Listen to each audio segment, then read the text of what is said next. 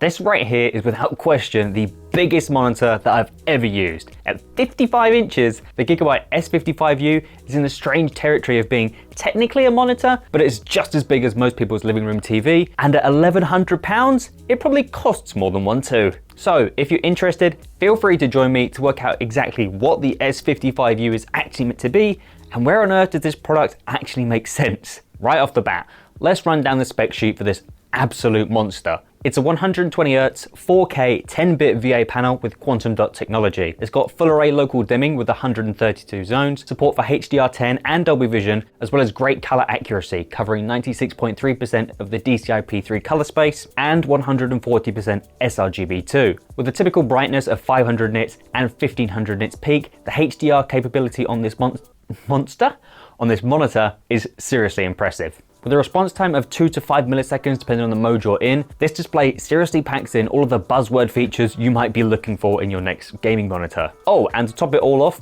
this thing is actually running Android OS, which gives you incredibly quick access to some of your favorite apps like YouTube, Netflix, or Prime Video, and access to the Google Play Store with the included remote.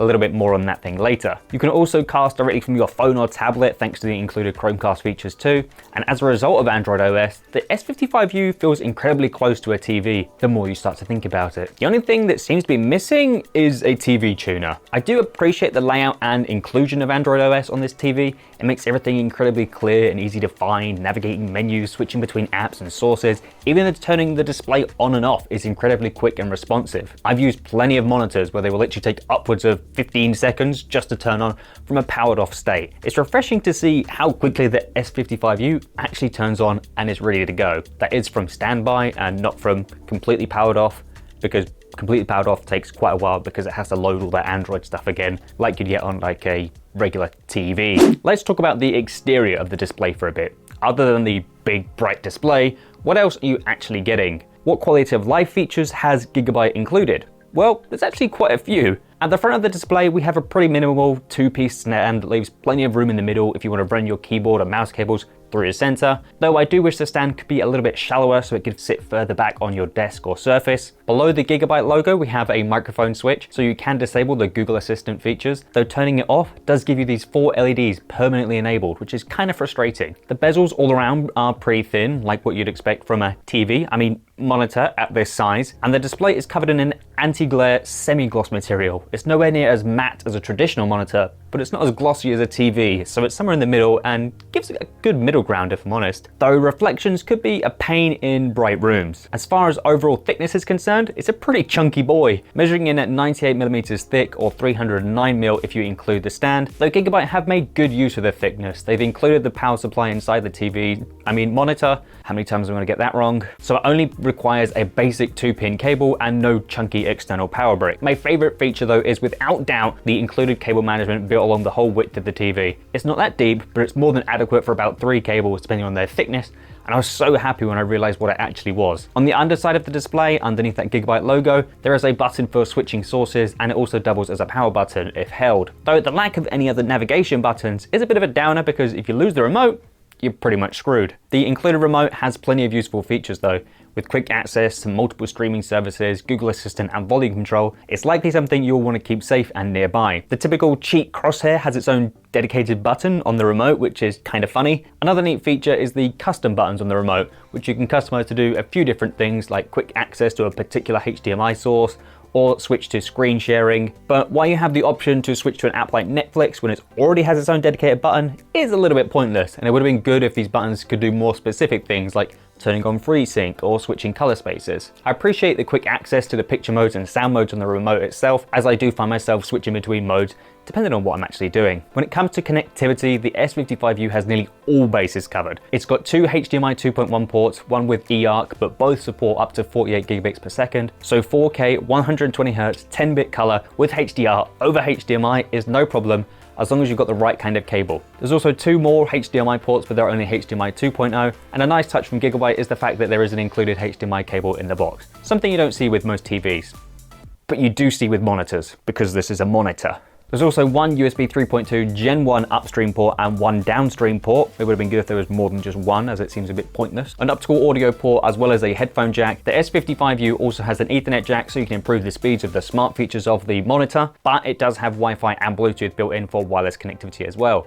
It covers absolutely everything you could need, except for me, I'd much rather trade one of those HDMI 2.0 ports for a DisplayPort, because for me, a proper gaming monitor should have DisplayPort as well as HDMI 2.1. Oh, and another nice to have is it has two 10-watt speakers located at the bottom of the display, and they sound surprisingly good for playing casual games and watching content. They'll do a great job. They don't have much bass and do sound a little bit tinny at the higher volumes, but overall, they do the job pretty well and get no real complaints from me. As far as monitor features are concerned, you get some of the usual suspects like black equalizer adjustment, cheek crosshairs, and motion blur reduction, but most importantly, you do get Freesync Premium, so you can get tear-free gaming on your consoles or your PC. It's also G-Sync compatible as well. You also have the option to switch between individual color spaces like DCI-P3 or sRGB or BT2020, which is great if you want to use the display for work as well as play. Rather disappointingly though, there is no picture-in-picture mode, so you couldn't have multiple things displayed simultaneously on the display, which is a bit of a bummer, but for me personally, not really a deal breaker. Most importantly though, what is this gaming monitor like for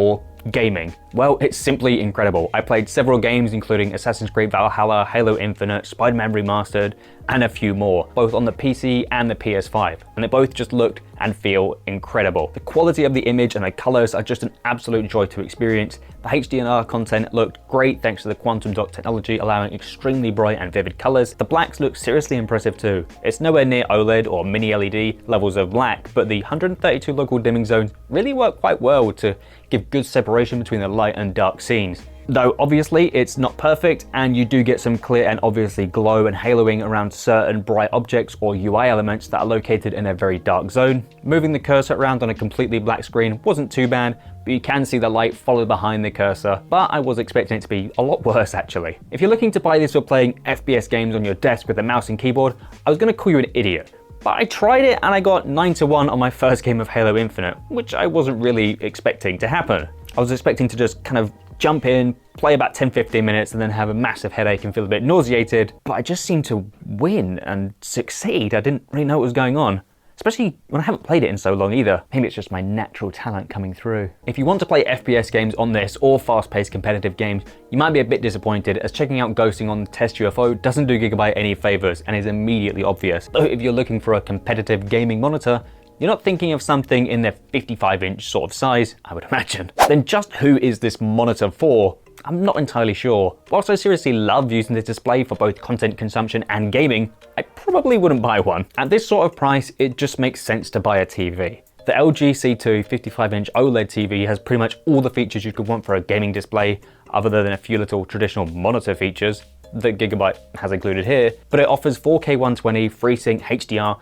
and not to mention LG's latest OLED Evo panels, which will give you better colors, brighter images, and as well as near instant response times and the true blacks you get with an OLED panel compared to a VA. If you're considering this monitor, it's because you've already got another TV somewhere else that's maybe bigger and better. But you want the S55U as a large format display for another room, like a gaming den or a kid's playroom. It's got plenty of smart features for it to be usable as a traditional TV, as well as great color and vibrancy when it comes to gaming. Maybe you're one of those people who has an incredibly deep desk and comfortably sit around 1 meter away from it so that the size isn't that much of a problem and you're not having to move your head around each corner of the display to see what's actually happening. The other positive is that if you want to use this with a PC, or you're likely to have static images left on display for a very long time, like kids kind of tend to do, you don't have to consider or worry about burn-in like you would with an OLED panel. If you're buying this gaming monitor, or if you have already bought this monitor and you plan on using it for what it's intended, then you will not be disappointed. I had a great time playing games on this display. Horizon Forbidden West looked absolutely incredible on the PS5 on this display,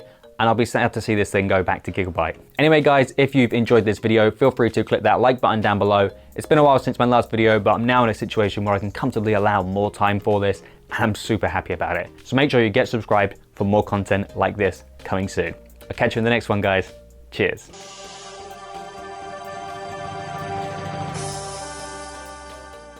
Oh, that felt quite good. I've not done a video in ages. I did a test run the other day and it went a bit but you know, this one, I'm happy with this. I feel happy, look, I'm smiling. I can't stop smiling, just looking at myself smiling. I look like a bit of a now. Anyway, bye.